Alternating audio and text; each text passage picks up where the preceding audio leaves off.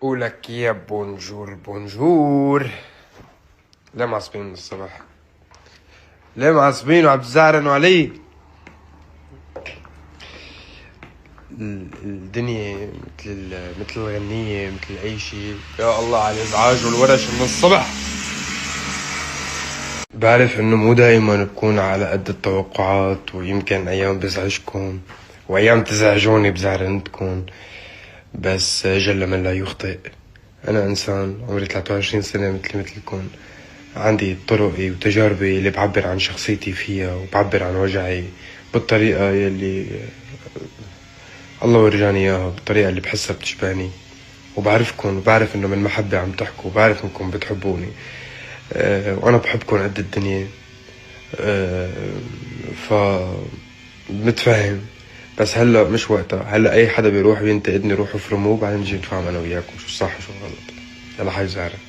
شفتوا كيف أنا ما تجاهلت انزعاجكم؟ انتوا كيف هيك بتتجاهلوا انه في شي انا عبالي اياه؟ بعدين بهذا الوقت لازم توقفوا معي مش علي.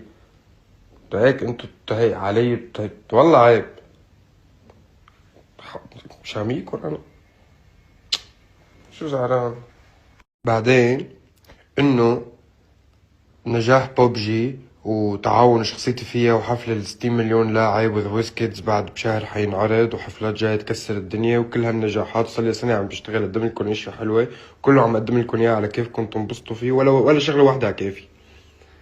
والله العظيم انه انتوا ازعرن جمهور بالعالم، واكتر جمهور متسلط، جمهور متسلط نرجسي. حدا طلعت من تمه كلمة سلامتك، هلا ايدي ورمانة كلياتها، كله هذا على العظم، هذا اكتر مكان بوجع بالعالم.